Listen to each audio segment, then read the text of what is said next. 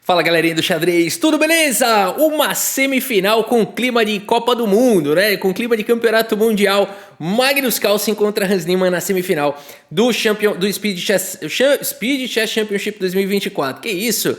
Agora é o seguinte, meus amigos, também rolou uma semifinal incrível, eletrizante entre Alireza Firouzja e Hikaru Nakamura. Eu venho falando que o Hikaru Nakamura tem uma grande fama, ele realmente é um grande jogador de blitz, de bullet, mas a fama, né, é muito grande porque a gente tem jogadores aí de muita qualidade, como Alireza Firouzja, próprio Hans Niemann, Magnus Carlsen. Magnus Carlsen é um outro patamar do Nakamura, mas o Nakamura tem gente que ainda acha que ele é o melhor do mundo, de bullet, blitz, tá longe ainda do Carlsen, né?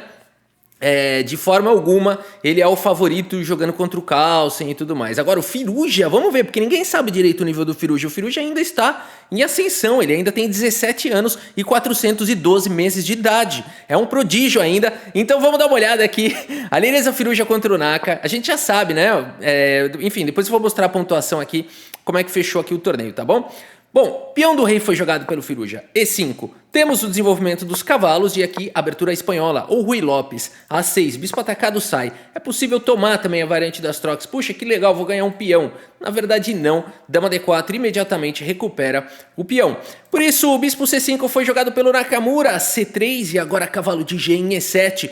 D4 ataca o centro, peão toma e aqui peão retoma atacando o bispo ganha um tempinho com cheque e o cavalo cobre desenvolvendo peça. Aí D5 jogado pelo Naka ataca imediatamente o centro. Firouzja avança o peão, temos bispo G4, cavalo cravado, A3 expulsa um dos bispos. Bispo volta para A5, bispo em E3 protege aqui o peão, né? Aí a dama não fica tão sobrecarregada depois do roque, quando esse cavalo ganhar mobilidade, que no momento ele está cravado, né? B5, bispo atacado. Opa, bispo, você viu? Na hora certa, né? Na hora certa jogou aqui o bispo E3, né? Porque depois desse B5 aí poderia realmente ter problemas. Por isso o bispo B6 seguiu na partida, de novo pressionando o peão central. O cavalo E2 é muito importante. E aqui o Firouzja permite aqui as trocas. É interessante ele permitir esse peão dobrado aí. O Nakamura faz o melhor, dama D7, A4 ataca o peão, todo mundo coloca o rei em segurança. O Nakamura esperou o Firouzja para fazer o roque para detonar aqui a estrutura de peões. Agora, a desvantagem aqui pro Naka é que ele não tem mais um defensor das casas claras. O Firouzja tem um sniper aqui perigosíssimo. Por isso o Naka segue com o cavalo em F5 e depois de A por B5, o cavalo H4. O Nakamura está se sentindo muito ambicioso, vem para ataques aqui, ele tá querendo dar mate em 2, aqui também tá atacando o peão, será que tem defesa para isso? Aqui, talvez tomar com o peão fosse trazer igualdade aqui, mas o Nakamura se sentindo ambicioso vai para esse lance, o que ele não esperava.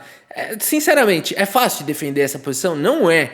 Na verdade o computador fala que foi um erro, mas você tem que achar o único lance que castiga isso, porque não tá fácil aqui. O que você vai jogar para evitar isso tudo aí, né?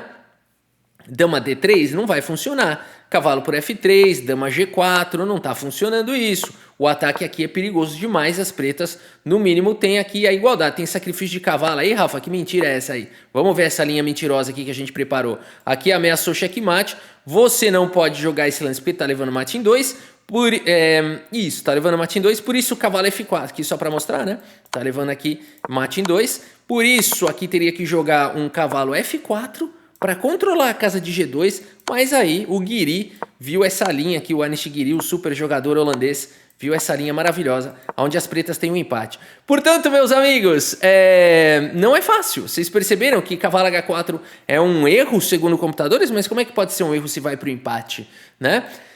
Na verdade não vai, as brancas vão ficar melhores, mas tem que achar o único lance da posição, e isso é difícil de achar. E6 exclama, o lance que o Hikaru Nakamura não viu, tapando aí a dama, né? E o ponto todo agora, a partida seguiu com dama D6, ok? O ponto todo é que dama por peão não funciona mais porque cavalo F4 ganha um tempo atacando a dama, tirando a casa aqui de H3. E depois que a dama sair, as brancas vão ganhar uma peça e acabou o ataque das negras. Não é maravilhoso isso? É maravilhoso isso daqui, né? Uma partida espetacular aqui que está sendo jogada.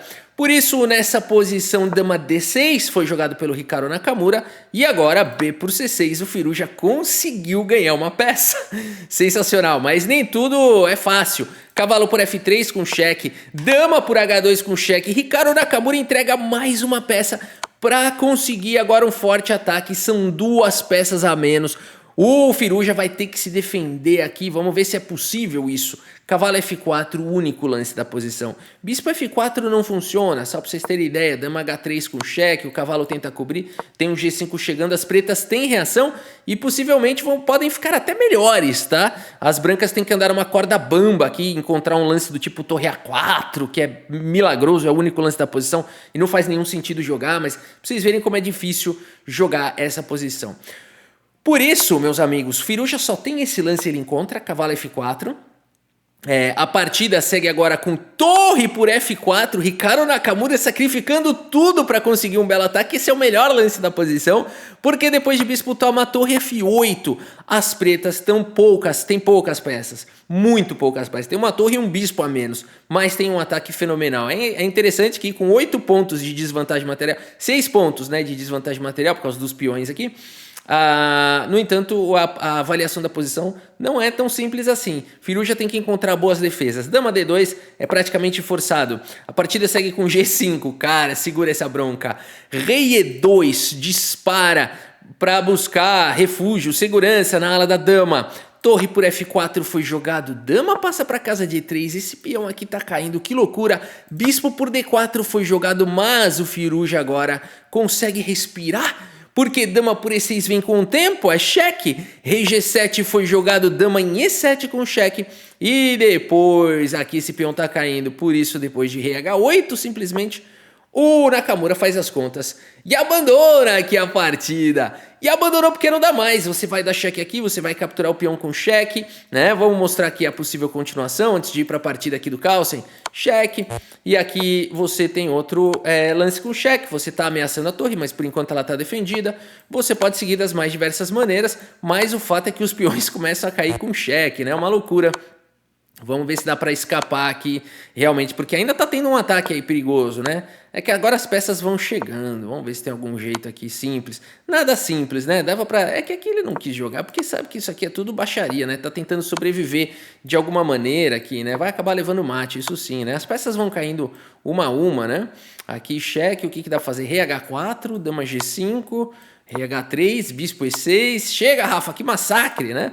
É um massacre total. Por isso, abandonou a partida. Vamos ver o relatório aqui do chess.com e passar para a partida do Carlsen na semifinal, que tem clima. Que isso, cara? O Firuja tá num nível assustador, cara. Um nível assustador. A Elireza Firuja, digo mais, ó, ele passou, né, para final. No vídeo de ontem a gente também mostrou o Carlsen passando para final. Então a gente vai ter uma final entre Magnus Carlsen e a Elireza Firuja. Galera, eu costumaria dizer no passado que o Carlsen é favorito, babá. Hoje em dia eu não sei. Porque a gente tá tendo um encontro, o Carlsen ainda tá num nível surreal, tá? Mas o que a gente tá contando... Então a gente sabe o nível do Carlsen, esse que é o ponto. A gente sabe, ele é o melhor do mundo, indiscutivelmente, em todos os ritmos de jogo. No entanto, o Firuja, ninguém sabe o nível dele direito, porque a cada ano que passa ele evolui. Ele tem apenas 17 anos, eu repito, e 423 meses. Ele é um prodígio. Pessoal, vamos dar uma olhada aqui na partida. Ele já tá com uns 20 anos, 21, mas assim, é um cara em ascensão, né? É um cara que você não sabe o nível de jogo dele. Ele joga de um jeito esse ano, no ano que vem já é outro. E o bacana, que o grande mestre Rafael Leitão até comentou esses dias, é que ele tá amadurecendo no xadrez, mas não tá perdendo a sua agressividade, o seu estilo criativo, aquela pegada Bobby Fischer que ele sempre teve, né?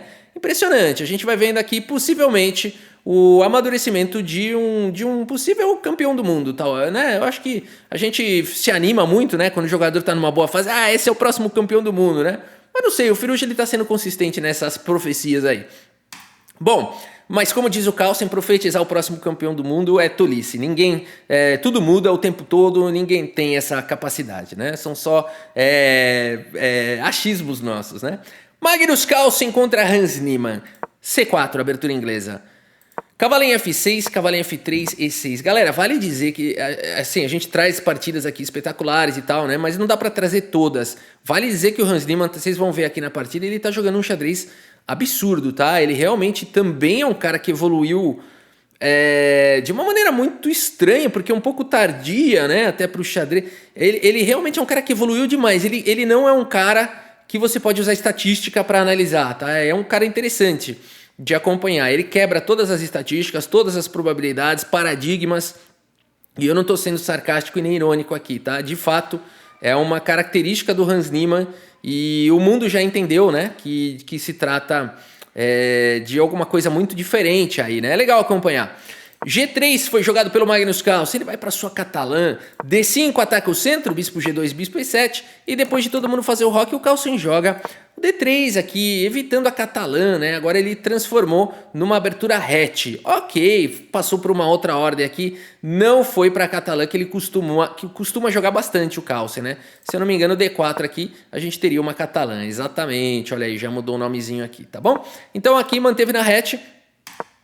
A5 foi jogado pelo Hans Niemann e aqui a resposta principal nessa posição é C5. O Caruana joga muito essa linha e com bons resultados, né? Vamos ver, A5 foi jogado e agora cavalo C3 foi jogado pelo Niemann e aqui C6, uma resposta talvez um tanto quanto passiva, né, do Niemann. Talvez o desenvolvimento aqui fosse um pouco melhor, mas vamos ver qual é a ideia do Niemann.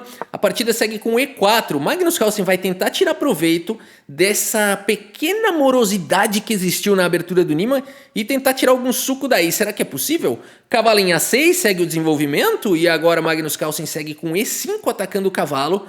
Cavalo D7 e aqui H4, meus amigos. Magnus Carlsen parte para o ataque. B6, Niemann, entendendo que esse ataque não vai chegar tão cedo, segue desenvolvendo na ala da dama. Torre 1 foi jogado, bispo B7. E aqui, peão por D5 jogado. Peão toma, D4, enfraquece esse bispo aqui, frustra ele completamente, né? Esse cavalo também não tem mais a casa de C5, ficou ruim para o Hans Niemann. Perceberam que a abertura ficou ruim? O Magnus Carlsen conseguiu tirar a mínima vantagem do lance C6 ali do Hans Niemann, o que é algo impressionante, é uma maestria sem limites aqui que o Carlsen está mostrando nessa partida. Bispo C6, o Niemann já não tem mais muito jeito, talvez ele queira jogar B5, B4, o Magnus Carlsen segue imediatamente atacando, cavalo G5 no espírito do ataque índio do rei, né? A torre na coluna E, a dama chegando. Vamos ver como o Niemann vai reagir a isso. Segue com essa ideia do B5. Carlsen já traz ameaça de checkmate. Força aqui a captura do cavalo. E depois de bispo por G5, jogado aqui pelo Magnus Carlsen. H por G5 não seria tão forte. E aqui então começam as complicações. O Niemann segue com o lance dama em E8, tentando aqui, né, talvez um F6, trocar as damas, amenizar aqui o ataque do Magnus Carlsen. Mas imediatamente, né, um F5 pode ser jogado aqui, exclama. Imediatamente o Carlsen não permite isso e faz aqui o lance dama G4. Lance que exclama do Magnus Carlsen, já se antecipando aos ataques do Hans Niemann. Niemann segue com rei H8, ele não quer ficar com a dama, com o rei na mesma coluna da dama. E agora o Magnus Carlsen vai para um lance, galera, muito instrutivo, ok? Magnus Carlsen vai para esse lance torre de A em C1. Não é um lance fácil de achar, é um lance dificílimo, mas é um lance chave nessa posição, tirando proveito de peça solta, peça indefesa, que é o bispo aqui em C6. Ele quer levar o cavalo, mas quer ganhar um tempo. Importantíssimo aqui o lance do Magnus Carlsen, né? Um lance como H5 aqui talvez pudesse ser separado com H6 e aqui as pretas talvez tenham possibilidade aqui de se recuperar, né? Então é muito importante jogar esse lance torre de A em C1 que foi jogado pelo Carlsen. H6 já não funciona mais por conta de cavalo em E2 aqui, ganha um tempo para cima do bispo e vai levando peças. Entenderam a sacada aqui do Carlsen? Por isso, meus amigos, a partida seguiu com o cavalo aqui em B6, de forma que a dama conectou com o bispo está protegido e o Carlsen agora segue com o lance cavalo E2, deixando a dama amarrada na defesa do bispo. Muito bem, levando mais uma peça para o ataque, surreal. A partida segue com o cavalo B4, o Niemann tem todas as peças na ala da dama e o Carlsen tá levando todas as peças para a ala do rei, meus amigos. Como é que o Niemann vai se proteger? A partida segue com o cavalo por A2, um lance ambicioso demais, ou talvez um lance desesperado. Esse lance captura um peão e ataca a torre, é verdade, mas o que fazer contra esse ataque fenomenal? Magnus Carlsen segue com um lance que exclama, aqui começa a virar uma imortal. Cavalo H5, lei de Davi Leandro aplicada pelo campeão do mundo Magnus Carlsen aqui, campeão, a partida de Blitz aqui, tá, pessoal? Então ele é o campeão do mundo, não se ofendam os fãs do Ding Liren, eu sou um fã do Ding Liren, inclusive vou torcer pra ele, aí já aviso no Mundial, tá bom? Com todo respeito ao Gukesh, eu acho que o Gukesh vai ser um adversário terrível pro Ding Liren, mas minha torcida é pro Ding, tá? Não tem certo e errado, cada um tem sua torcida, não é assim? Então, nada contra o Ding, mas o atual campeão do mundo de Blitz e de Rápidas é o Carlsen. Cavalo H5 foi jogado pelo Carlsen, lance brilhante aqui do Magnus Carlsen, oferecendo a torre que não foi capturada por conta de Bispo F6, que você tem um ataque triplo em G7 que não dá pra defender, é indefensável. Você vai jogar a torre G8 e vai levar checkmate. Por isso, não dá tempo de capturar a torre. E as peças do Niemann estão quase todas na ala da dama. Ninguém tá conseguindo defender. É muita peça atacando. Hans Niemann agora sente a pressão. Joga com torre G8, mas Magnus Carlsen vai para uma sequência espetacular. Segue com o cavalo em F6 e não tá dando tempo de capturar a torre, porque agora a dama tá atacada, a torre tá atacada. O que você vai fazer nessa posição? Você não pode capturar o cavalo por conta de que tá vindo checkmate em 2 lances. Então, que poderoso o ataque do Magnus Carlsen. Cavalo em F6 foi jogado. Hans Niemann vai no modo sobrevivência, joga com dama em F8 e aqui o Carlsen segue castigando. Dama em H5 ameaçando checkmate. Que loucura! Você não tem muitas maneiras de defender, você tem que capturar esse cavalo antes que seja tarde. Bispo por F7, por F6 foi jogado. Torre cobre aqui em G7 e agora? Finalmente aqui, perceberam a profundidade do lance torre C1 do Carlsen? A dama ficou sobrecarregada e quando ela teve que defender aqui, escapar do checkmate e tudo mais, o bispo ficou solto. E agora não apenas a torre escapa do ataque do cavalo, como leva uma peça com um tempo sobre outra.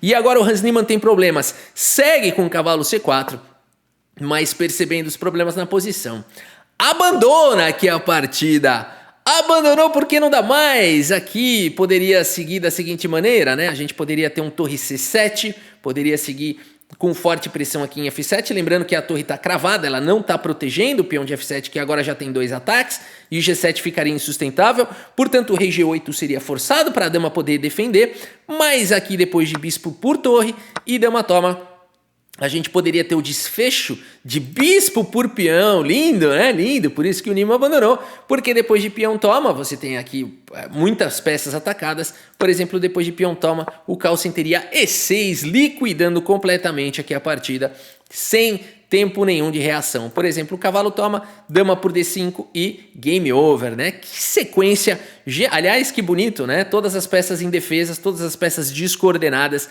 e o Carlsen mostrando como a harmonia e a cooperação das peças acaba castigando as peças que estão desarmônicas e descoordenadas, né? Linda, linda, isso aqui é poesia pura, né? Poesia pura aqui do Magnus Carlsen. Vamos dar uma olhada na precisão aqui dessa partida do Carlsen, deve ter sido alta, vamos ver, 96%, com 2 lances brilhantes. O Carlsen jogou realmente como uma verdadeira máquina para cima aqui do Hans Niemann e os 2 lances brilhantes foram cavalo H5 e o lance cavalo em F6. Eu colocaria daqui para frente todos os lances brilhantes aqui do Magnus Carlsen, né? Ô Ralf, como é que terminou aí? Vamos ver a pontuação então aqui do Speed Chess Championship, porque a gente vai ter a final, meus amigos, a final vai acontecer. Bom, hoje acontece a disputa entre terceiro e quarto lugares, entre Hans Niemann e... a disputa entre terceiro e quarto lugares entre o Hans Niemann e o Hikaru Nakamura, ok? E também amanhã teremos a grande final entre Magnus Carlsen e Alireza Firouzja. E essa foi a pontuação, portanto, Magnus Carlsen venceu o Hans Niemann por 17,5 a 12,5. Foi um bom adversário o Hans Niemann, né? Foi um belo adversário. 12,5 realmente surpreendeu muita gente. Vai mostrando um bom amadurecimento do seu xadrez, o Hans Niemann. E o Hikaru Nakamura levou uma coça aqui do Alireza Firouzja, né? Que isso, cara? Eu realmente não sei o que pode acontecer nesse formato de triatlon. O Firouzja é um cara muito esperto, muito malandro, muito rápido, muito criativo e agressivo. Eu realmente não sei se ele pode levar o Carlsen ao cansaço. Não sei se ele vai ter esse poder ou não. Vamos ver se o Carlsen vai ter ali a resiliência de se manter consistente, de se manter frio contra um jogador como o Firouzja. Meus amigos, é isso. Espero que vocês tenham gostado aqui desse vídeo. Muito obrigado pela sua audiência. Um grande abraço para todos vocês e até a próxima. Valeu!